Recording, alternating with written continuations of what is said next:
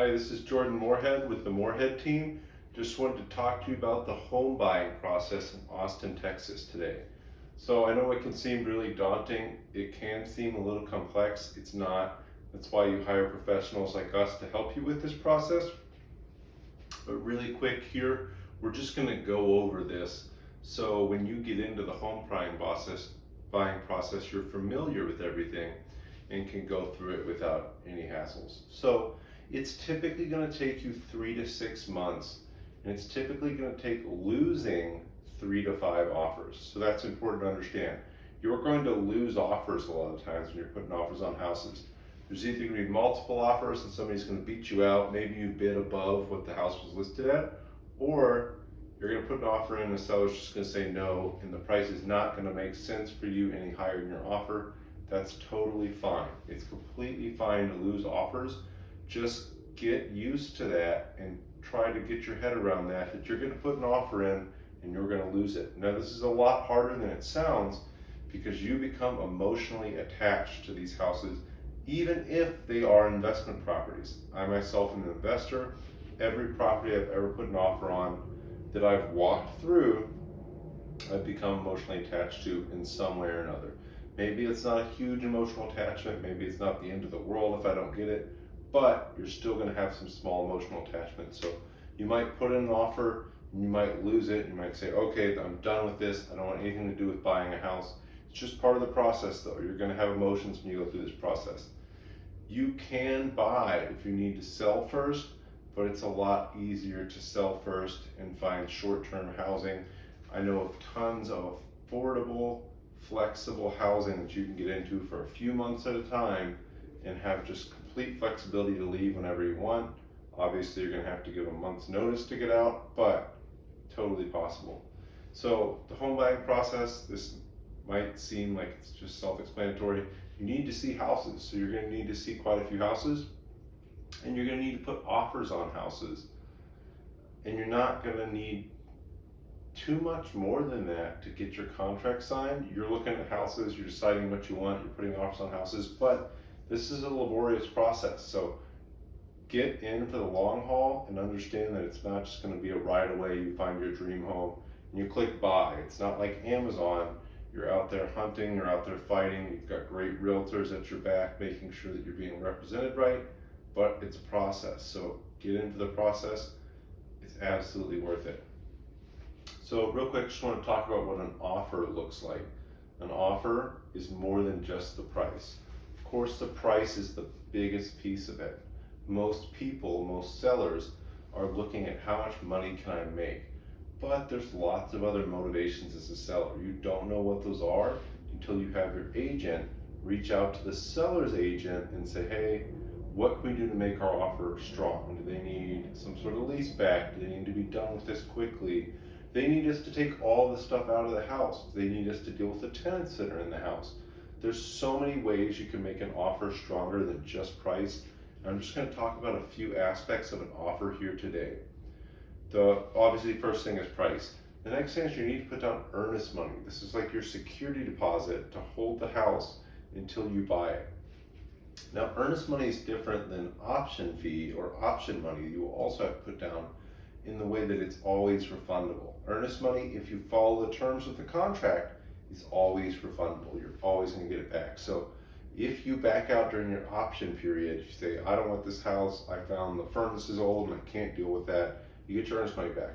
If your financing falls through and you have financing contingencies, which our contracts automatically do unless you waive these contingencies, you get your earnest money back.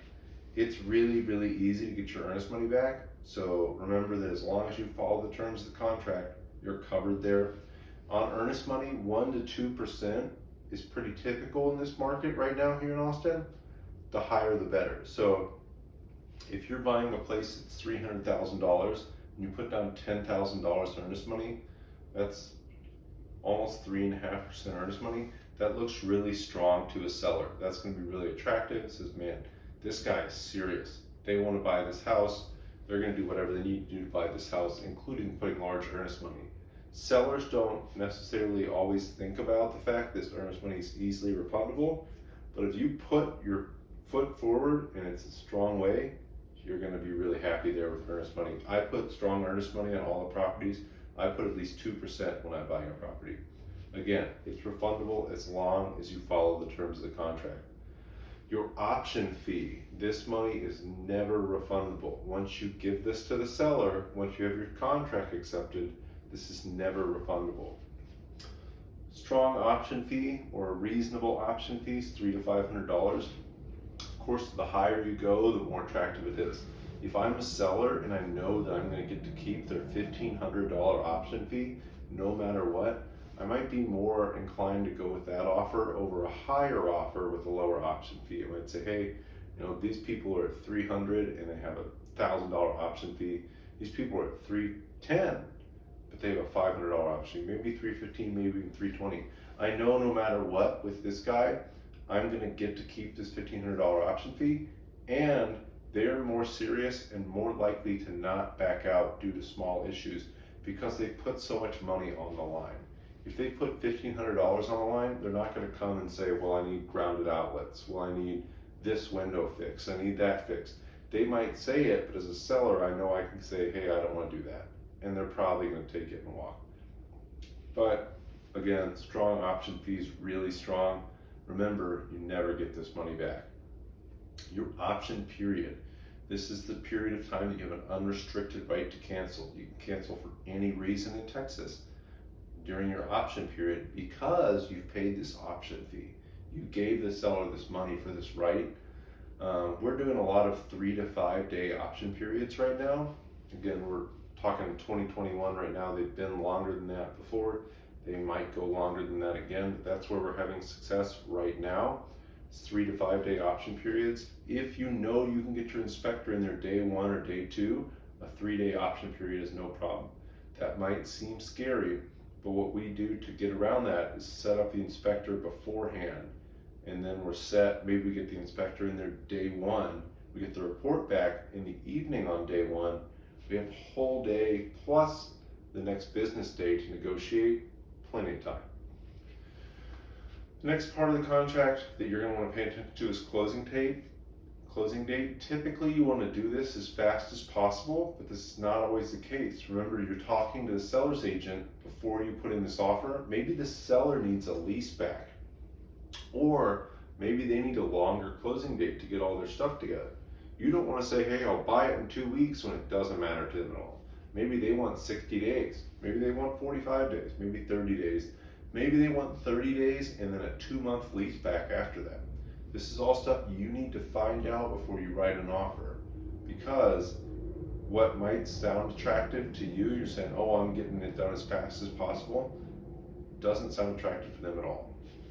The next thing is just not asking for too much, not asking for people to clear out the yard or get things out of the house or get tenants out. Tenants are a big deal here right now.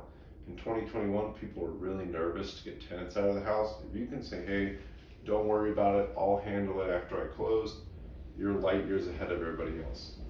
But just remember, don't be too difficult when writing an offer. We're in a competitive market right now, and if you come in strong and make it easy for them, you can be very, very competitive compared to everybody else that wants everything and doesn't want to do anything for the sellers.